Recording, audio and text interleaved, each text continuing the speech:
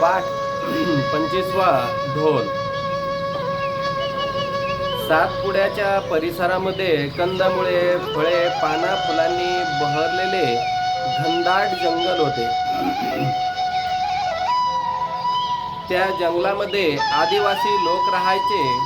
निसर्गाच्या सानिध्यामध्ये राहून निसर्गाचे नियम पाळून आदिवासी आपले जीवन जगत असत. अशा या आदिवासींच्या होळीला सुमारे 800 वर्षांचा इतिहास आहे. सातपुडा डोंगरांच्या परिसरातील होळी महाराष्ट्रातच नव्हे तर भारतभर प्रसिद्ध आहे.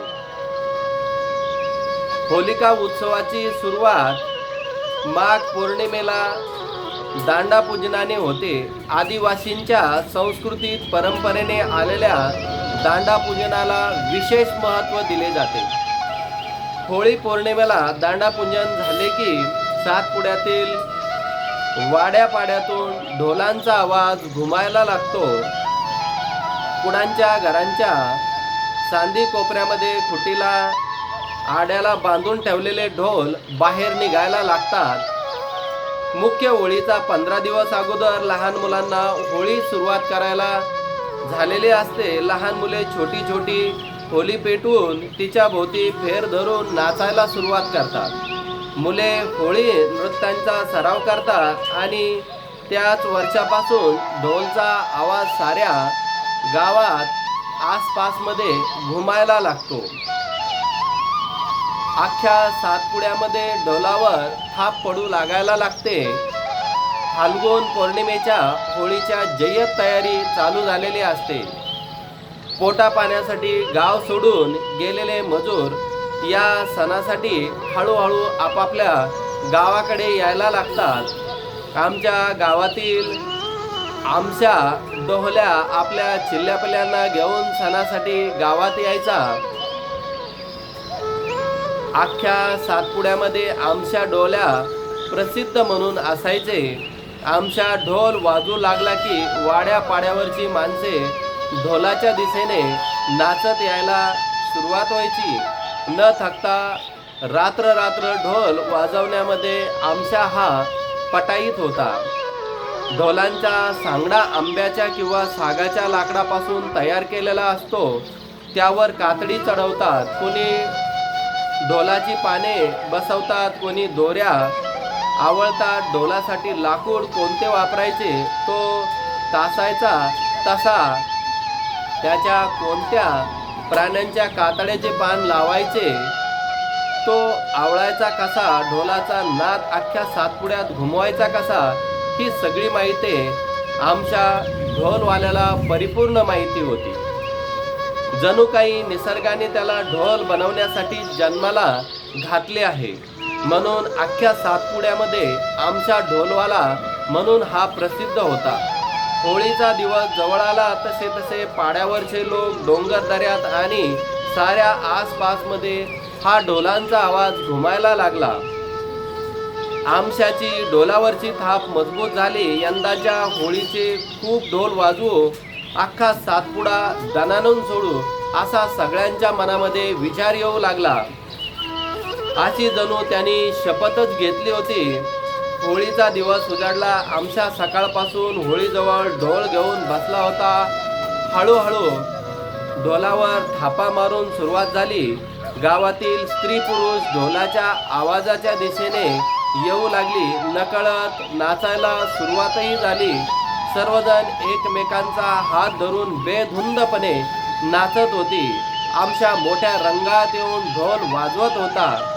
बघता बघता लहान सहान थोर मोठ्यांनी आमच्याच्या भोवती रिंगण केले होते. नाचाच्या चाली बदलत तहान भूक विसरून सर्वजण ढोलाभोवती नाचू लागले. नाच रंगात येत होता. तेव्हा रात्र केव्हा झाली ही समजलेही नाही. पेटत्या होळीभोवती पुन्हा नाच सुरू झाला होता.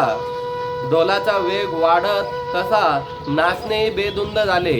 होळी जशी जशी विजू लागली तसा तसा ढोलाचा वेग सुद्धा मंद होऊ लागला. आमच्याची ढोलावरची थाप एकदम मंदावली तसा नाच एकदम थांबला. कधीही न थांबणारा आमच्याचा हात कसा काय थांबला म्हणून सर्वजण त्याच्याकडे पाहू लागले आणि एकदम आरडाओरड सुरू झाला. आमच्या ढोलाला सावरत धरतीवर कोसळला. ढोलाच्या नादाबरोबर आमशाचा श्वासही अचानक बंद झाला. रानावनातील पाना फुलांनी पळस फुलांनी आमशाची डोली सजू लागली. सजवलेल्या डोलीमध्ये आमशा निवांत झोपला होता, पण त्याच्या ढोलाच्या आवाजाने प्रतिध्वनी सातपुड्याच्या रांगातून घुमत होता. अख्खा गाव ढोलाभोवती दुःख गिळत बसला होता. जंगल्या भगत डोलीजवळ आला. त्याने कथा लावली, आपण या निसर्गातील एक जीव प्रत्येकाला जन्म आणि मरण निसर्ग देत असतो. झाड जन्माला येते आणि एक दिवस मरते, म्हणून इतर झाडे दुःख करत बसत नाही. निसर्ग चक्र कधीही कोणासाठी थांबत नाही. प्राणी पक्षी तसेच माणूस निसर्गातील एक क्षुल्लक असा जीव मानला गेला पाहिजे. जंगल्या भगत पुढे बोलू लागला, आमच्या जन्माला आला होता तर त्याला मरण हे अटळ होते. आता उद्या त्याला सागाच्या झाडाखाली खोल खड्ड्यामध्ये गाडले जाईल. त्याचा देह मातीचा, त्याची मातीच होईल. तिथे एखादी सागबी त्या मातीत रुजेल, त्याचं झाड होईल, मोठं झाड होईल. त्याचा कोणीतरी ढोल बनवेल, तो ढोल पुन्हा वाजू लागेल. ढोलाच्या रूपाने आमच्या आपल्यामध्येच आहे. डोंगरदऱ्यातून नाद, लय आणि सूर घुमू लागतील. आमच्याचा ढोल पुन्हा वाजायला लागेल.